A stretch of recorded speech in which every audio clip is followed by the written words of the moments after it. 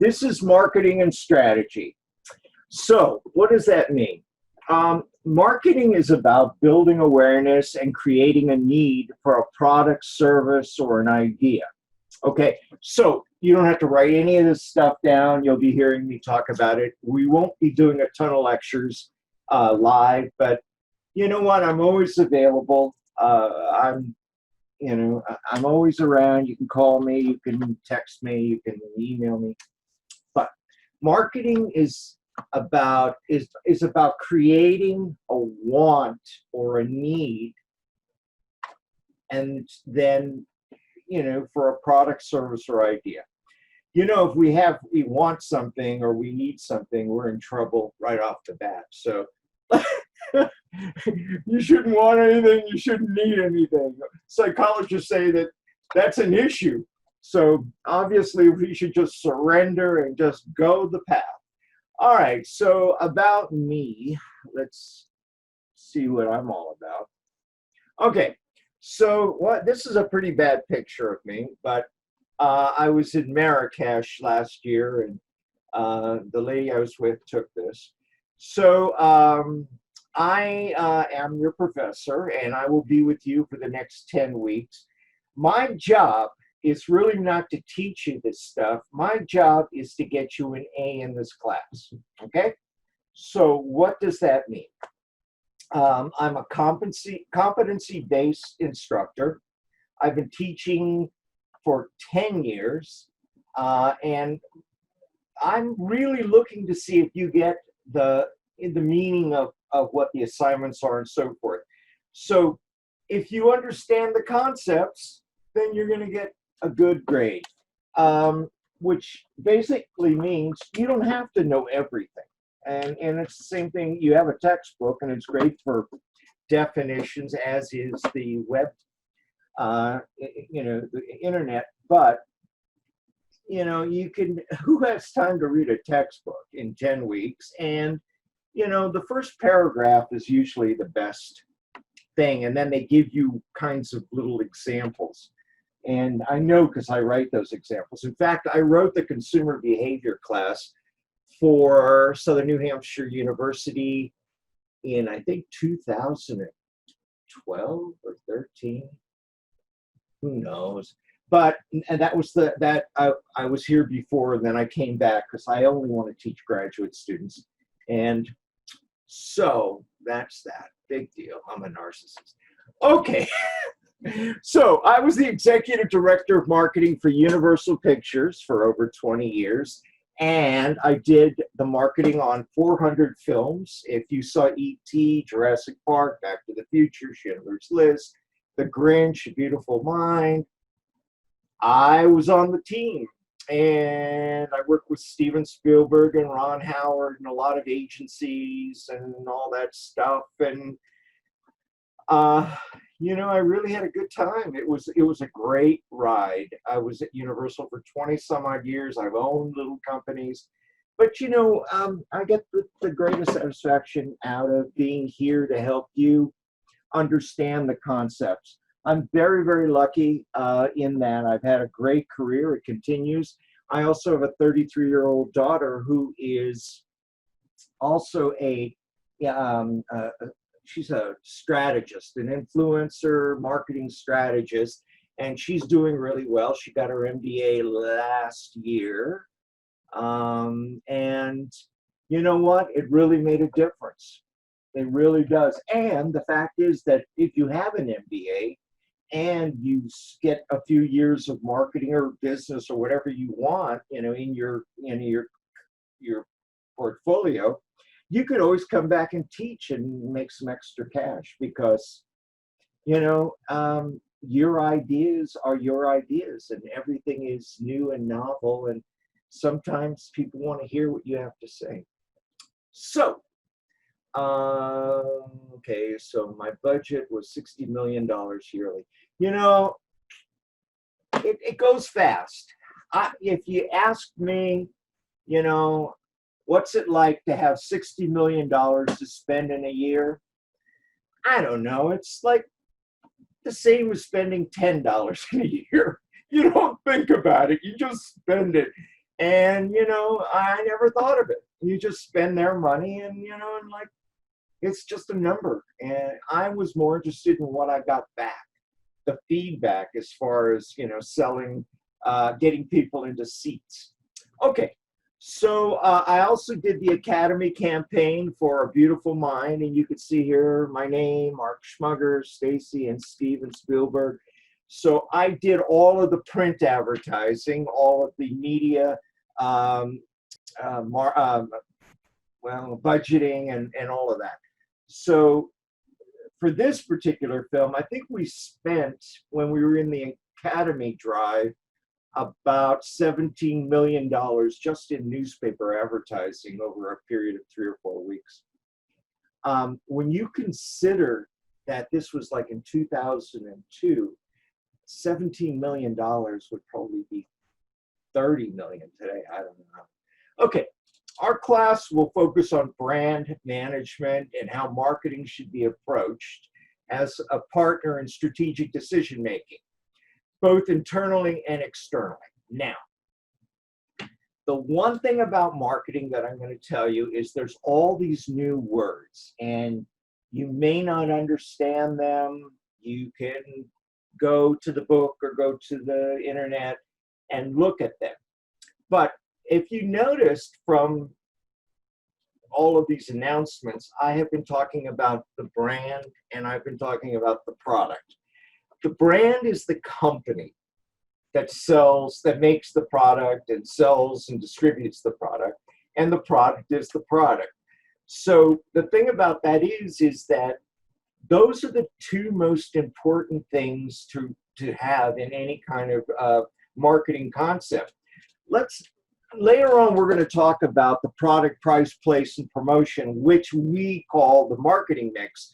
But let me show you right now how you could use those 4 aspects to help you get a job. Because you're probably going, what am I going to use marketing for?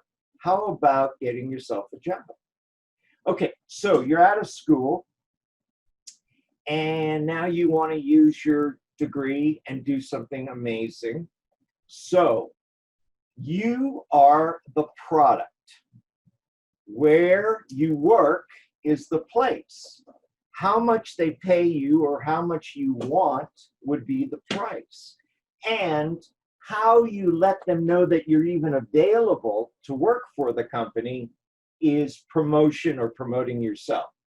So we're going to be talking about brand management, managing the brand or the company, which is completely different from business because we're going to be looking at the actual product as opposed to the operation of the business. So, and when we talk about partners in strategic decision making, that is everybody, internally and externally. You're going to see this later in the class in your first paper. They're going to ask you about internal and external. When we do a SWOT analysis, which is your strengths, weaknesses, opportunities, and threats, your strengths and your weaknesses happen within the company internally, and threats and opportunities happen outside of the company. If you can remember that, you're probably going to get a lot more points when that question comes up. We have no tests in this class, by the way. Everything is writing. We will study strategic positioning, market opportunities, pricing strategies, market analysis, as well as product differentiation. None of that is that difficult to understand. Once I told you what it was, then you go, okay. We talked about SWOT analysis. The marketing mix is really important. Product, price, place, and promotion. We also call that the 4 P's of advertising or marketing. And that'll be covered in this class. The first couple of weeks is just, you're going to get acclimated to the class. It's just discussions. You'll be writing in your discussions. In week 3, you'll actually do your first paper. And I'm going to be giving you templates to use because I found that everybody, when they see the template, they know exactly what I'm looking for. Remember I told you that I want to get you an A. So if I give you everything you need to get an A, all you have to do is fill in the spaces. How great is that? Okay. So we have group assignments, but they're really not group assignments. You really work autonomously. The only thing that'll happen is we break it down into smaller groups, the whole class into smaller groups later in week 4. And the reason for that is that we could concentrate on your product, or your group will concentrate on theirs, and then you can respond to those people rather than 30 people that that are in other groups of the class. I hope that makes sense. Okay, so some of the people in the class are still floundering about what they're going to use as far as a project company. So I want to go over that again, just in case you didn't understand. The easiest project companies will be those that manufacture products. Okay, now I know already everybody is coming back and they're saying, well, I want to do this and I want to do this and I want to do that. You could do pretty much what you want to do. I'm just telling you how to do it easier, how to make this class not as difficult. And so like I said again, I'm the one grading your papers. Wouldn't you want me to tell you what it takes to do this class more efficiently and more effectively and and quicker? Okay, don't use a nonprofit company. Don't use a service-oriented company. So like Walmart's a service. People sell products to them and then they sell it to you, but there's their distribution. They really don't make anything. Pretty much so. Nothing that I would use in a service-oriented company. For instance, if you were the rug doctor and that was your company, so you can use that. That's a service. A service is a product, but it's going to be difficult because you can measure. When you have a tangible product, it's easier to measure than an intangible product, which intangible means you can't hold it in your hand. Tangible means you can hold it in your hand. So the rug doctor comes into your house and they clean your rugs and then you pay them, okay? It's going to be a little bit more difficult for you to substantiate how you make the money and the feedback and the competition. So it's so much easier just to pick a company like Coca-Cola or Amazon or Nike or whatever you want and make up a product like, I don't know, shoes that fly, whatever you want. Okay, so avoid a company that falls under the top 100. The bigger the company, the easier it will be for you to find information. Remember, later in the class, I know you don't see it now, but I've only taught this class for 10 years. You're going to have to justify a lot of this stuff with your competition and data. So, it's like, why not do something that's big enough that has competition out there and you could use some of that information? Do select a company that manufactures products. So I've already talked about Apple or Toyota. Using a company with too many SBUs, strategic business units, will make you crazy, okay? So I know somebody wanted to use a credit card, and I think you're going to be changing. You're going to get to week 4 and go, what did I do? But I'm just telling you up front, a credit card, how do you sell a credit card? A credit card is something that you can use to buy products, but unless you could justify how much interest you're going to make off of that credit card, I don't know how you could justify it in this class when you do your feedback loops, which are basically the feedback that you get from your product. Later on, that'll be in weeks 5, I think. Okay. Focus on one company and one product. For example, the Coca-Cola Corp, you would focus only on soft drinks, maybe ginseng soft drink, Coca-Cola, Coke with ginseng.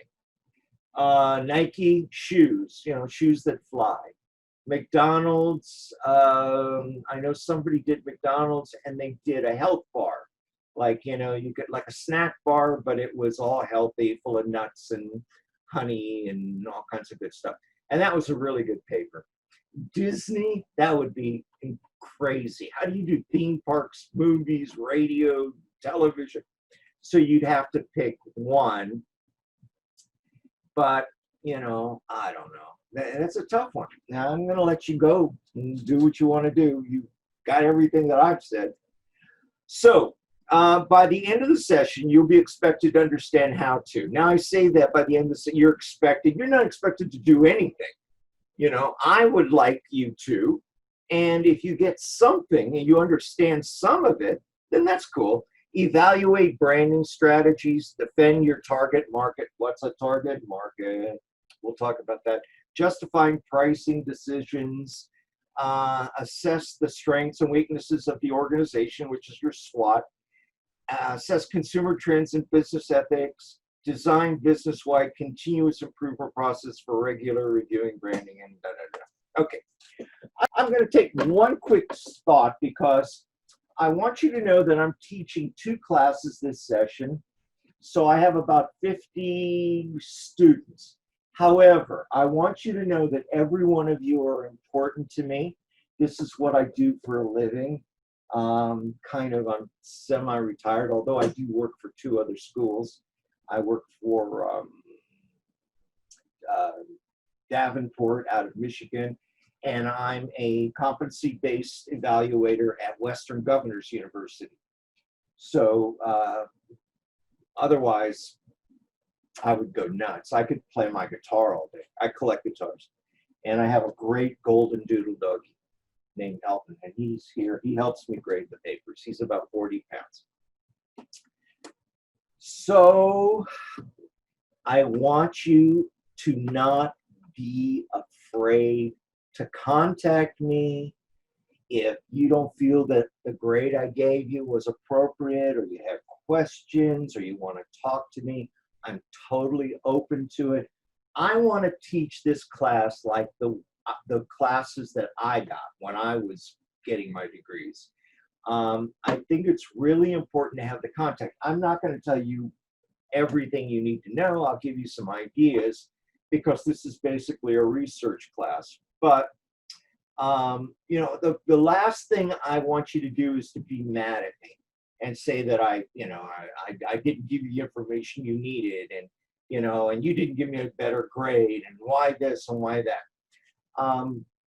Everything's there, the rubric, everything. You do the work, you get the grade. It's kind of like that. So if you don't understand something, come to me. I'm also going to give you examples from other students to show you what a paper looks like. I'm going to give you announcements all along the way to help you understand what's going on. It's a lot of stuff that I put out. Most instructors wouldn't do it. But the reason why I do it is because my goal is to get everybody an A in the class. Okay? So far, so good. All right. Let's keep going on. So you've got your textbook. If you don't have your textbook, I say no more. Late assignments. Okay, we're going to do something really different this session. I am not going to penalize anybody for late assignments. However, you have to get your work. If you do a late assignment, the first thing you have to do is before the assignment's due, just send me a note telling me, and don't give me a bunch of excuses. I don't care. I trust you. Okay, we trust each other. I don't really have. I don't want you to come up with excuses. Like, here's a good one. I had a student contact me and say, I'm sorry I couldn't get my work in a master's degree. MBA. because I was incarcerated in jail over the weekend, and so I had to find out, and I found out that she got arrested for shoplifting a purse. Oh, that's, what that wasn't one of the assignments for this class. Anyway, I had another student contact me, and she said, I can't get my work in for a couple of weeks. I'm in hiding. My boyfriend shot me 9 times, and I'm hiding from him. So I called up a friend of mine, and I said, who's a doctor, and I said, I got this student, and they were shot 9 times. I mean, wouldn't that person be in a hospital? And he said, no, no, no, no. You only get to go in the hospital when you're shot 10 times. And I had another student who told me that his computer was confiscated by the FBI for evidence. I mean, we're let's do that. Okay, so late discussion boards, no. You're responsible for getting the discussions in on time. That I do take points off, because I need your discussions so the other students can read it. You can, if you have to submit a paper 1 week late, then you will just write me and let me know, and then it's due the following Sunday. Nothing more to say there. Your final assignment, which, believe it or not, your final paper, which is about 40 pages, will be done before the end of the session, because your final paper is really, and get ready for this, this is one of those Cheetos and Coke moments. Weeks 3, week 5, and week 7 all get put together, the work you've already done. All you do is you need to go through it and make any changes that I've asked you to change along the way, put an executive summary on it, and boom, send it in and you're done. So it's not 40 pages of original stuff, okay?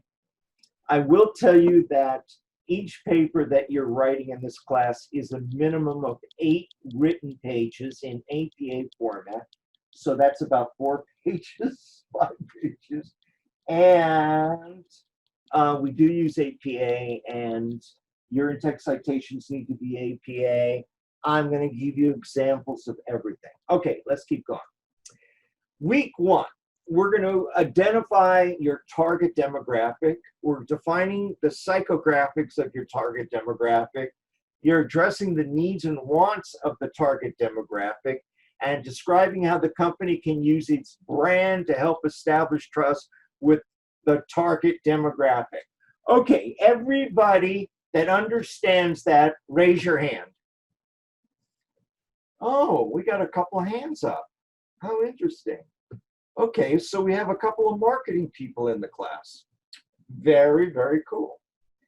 Very, very cool. Okay, well, oh, we also have a truck driver. Okay, that's cool. Well, you need this stuff. Okay, so let's talk a little bit about this.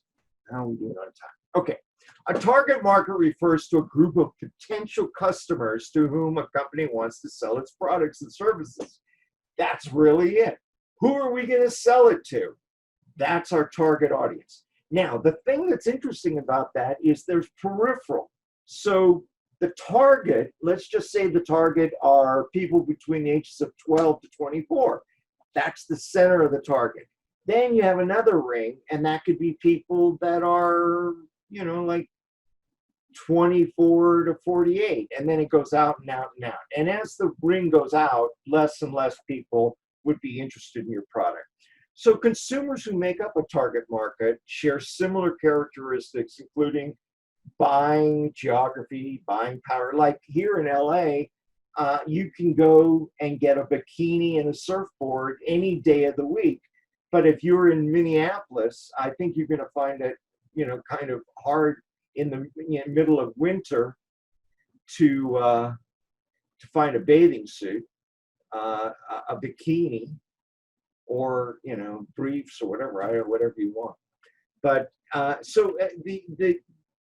the environment, the demographic, the politics, everything plays into all of this stuff.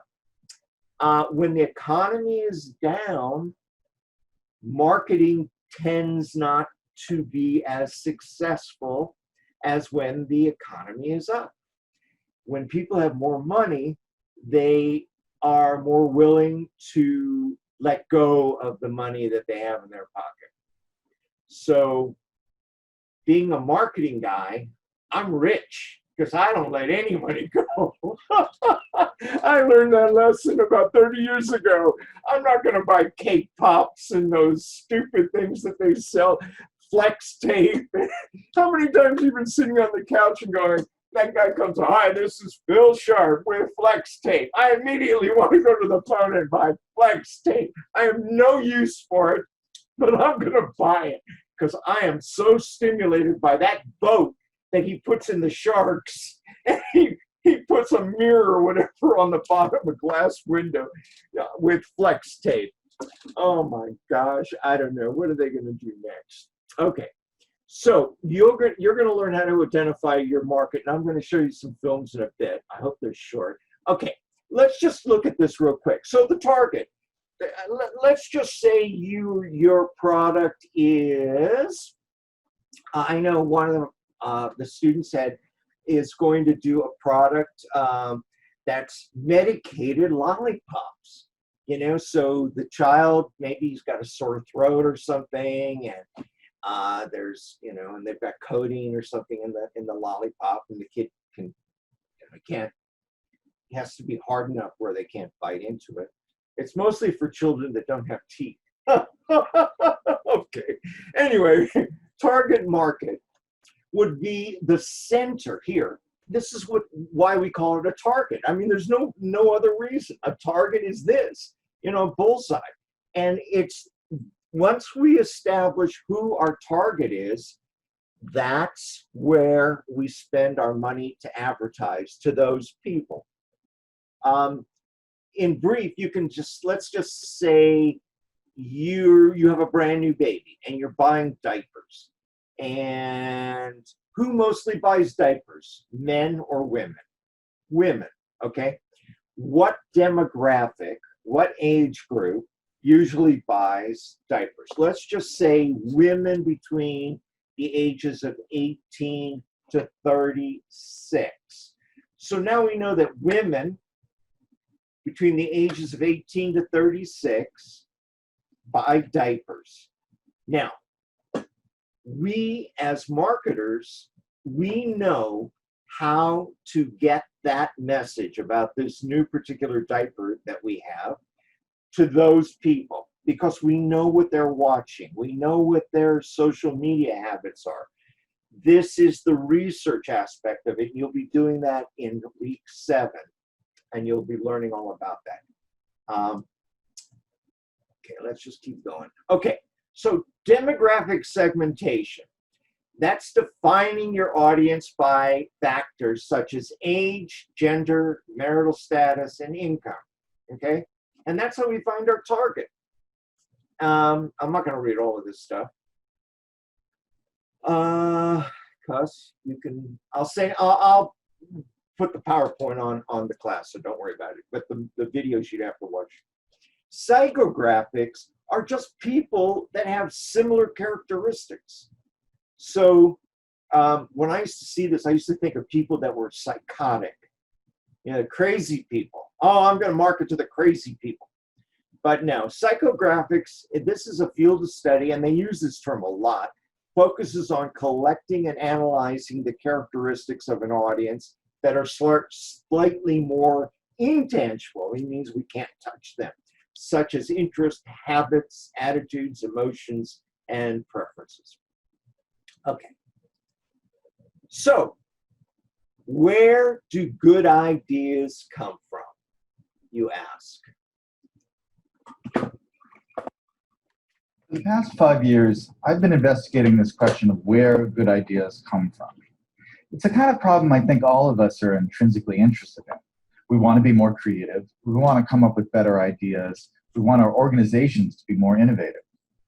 I've looked at this problem from an environmental perspective. What are the spaces that have historically led to unusual rates of creativity and innovation? And what I've found in all of these systems, there are these recurring patterns that you see again and again that are crucial to creating environments that are unusually innovative.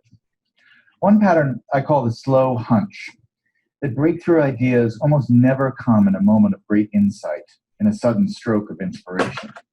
Most important ideas take a long time to evolve, and they spend a long time dormant in the background. It isn't until the idea has had 2 or 3 years, sometimes 10 or 20 years to mature, that it suddenly becomes accessible to you and useful to you in a certain way. And this is partially because good ideas normally come from the collision between smaller hunches so that they form something bigger than themselves. So you see a lot in the history of innovation, cases of someone who has half of an idea. There's a great story about the invention of the World Wide Web in Tim Berners-Lee. This is a project that Berners-Lee worked on for 10 years. But when he started, he didn't have a full vision for this new medium he was going to invent. He started working on one project as a side project to help him organize his own data. He scrapped that after a couple of years, and he started working on another thing. And only after about 10 years did the full vision of the World Wide Web come into being. That is, more often than not, how ideas happen. They need time to incubate, and they spend a lot of time in this partial hunch form. The other thing that's important when you think about ideas this way is that when ideas take form in this hunch state, they need to collide with other hunches. Oftentimes, the thing that turns a hunch into a real breakthrough is another hunch that's lurking in somebody else's mind. And you have to figure out a way to create systems that allow those hunches to come together and turn into something bigger than the sum of their parts. That's why, for instance, the coffee house in the Age of the Enlightenment or the Parisian salons of modernism were such engines of creativity because they created a space where ideas could mingle and swap and create new forms. When you look at the problem of innovation from this perspective, it sheds a lot of important light on the debate we've been having recently about what the internet is doing to our brains. Are we getting overwhelmed with an always connected, multitasking lifestyle? And is that going to lead to less sophisticated thoughts as we move away from the slower, deeper, contemplative state of reading, for instance?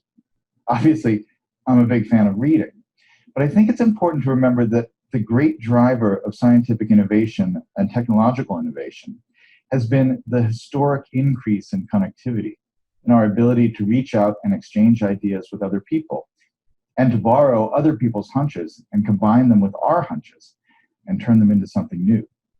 That really has, I think, been more than anything else, the primary engine of creativity and innovation over the last 600 or 700 years. And so, yes, it's true we're more distracted. But what has happened that is really miraculous and marvelous over the last 15 years is that we have so many new ways to connect and so many new ways to reach out and find other people who have that missing piece that will complete the idea we're working on, or to stumble serendipitously across some amazing new piece of information that we can use to build and improve our own ideas.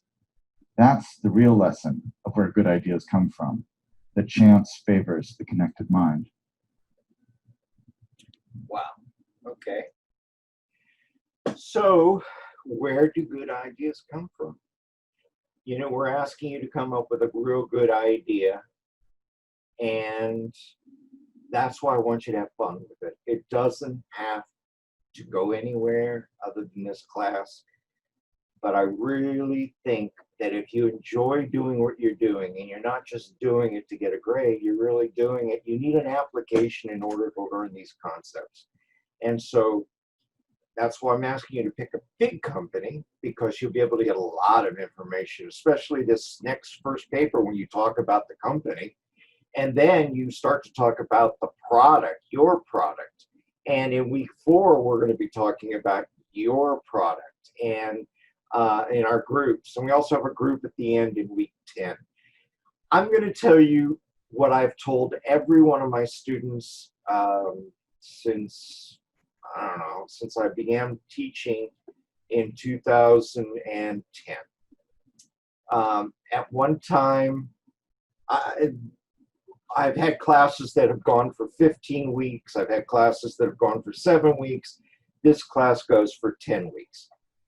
When you have a moment, and not now, but when you have a moment, sit at your desk and blink your eyes. Just blink, one blink. And that's how fast this class is going to go. Before you know it, you will be done with this class and you will be on to the next class. So in that moment, in the time of the blink, you might as well have some fun. Enjoy yourself. You know, if you read something that you like or you don't like, challenge your peers or me. If you have a question. I don't give free advice for you to market something that you've come up with. So just, I can't. It would be conflict of interest. But there's no reason why this class couldn't give you a start in the direction that you want to go. So we're going to be talking about branding. Let's just watch this.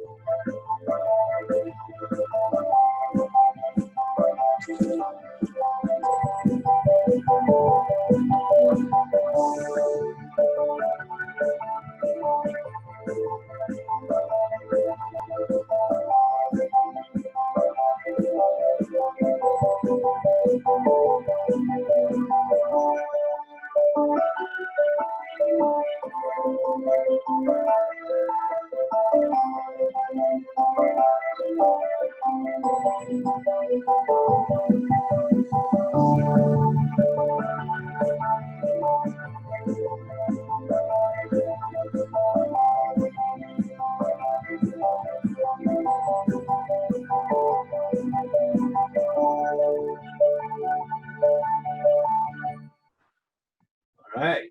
So now you know what a brand is.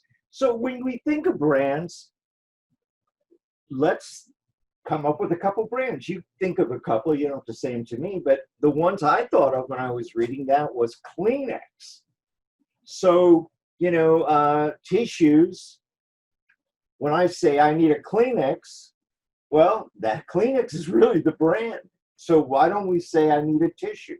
Because they've done such a great job of branding their product. Or Band-Aid, I need a Band-Aid. There's so many things out there that they've just done such a great job. So, final project submission, deadline week 9. I don't know why I'm telling you this. Oh, I'm not worrying about deductions this class. You realize that when this class ends, we're going to be like close to Thanksgiving and Christmas? Whoa, did this year go fast? What a crazy year. I gotta tell you, what a crazy, crazy time. All right, so what does our papers look like? I'm just going to throw these out real quick. You could see that you will get a template that looks something like this, and all you have to do is just write like that. Once again, you will see this later on in the class. There'll be an announcement. You don't need to do anything. I'm just showing you what an in-text citation, APA format, or what your paper should look like. Isn't it much easier to do that? I certainly wish that I had gotten examples of what a paper looks like when I was in school. This way you just follow the template and, it'll make life much, much easier. Again, I'm a marketing guy. I want to market myself, and I want to market this class, and I want to market the fact that you could learn all of these concepts without having to, go very far to get the information you need. Okay. So, having said that, I would like to have you follow this assignment direction. Now, a lot of students will tell me at the end of the session when they are freaking out about their grade, well, I didn't have time to read the announcements, well, I'm telling you everything you need to know in the announcement. So I may even tell you 3 times, but I'm doing it for you. It's not for me. I wrote it and I've already done it. I've done this class 100 times. So all I'm asking you to do is to follow assignment directions. So what I'd like to do is have you try to follow directions. Get ready. Let's try an online magic trick. Are you ready? Take your finger and place it on any one of the circles that you see on your screen. You want to change it? Go ahead. If you're going to change it now. But now, hold your finger wherever it is and listen carefully to what I tell you. You should be on any one of the circles that you see on your screen. All right, now move your finger left or right to the nearest diamond. I'll wait a second for you. You got it there? Okay. Now I want you to move your finger up or down to the nearest circle. Okay, did you do that? Great. Now listen very carefully. I want you to move your finger diagonally to the nearest diamond. Okay, good. All right, and finally, move your finger left or right to the nearest circle. And I should have no idea where it arrived.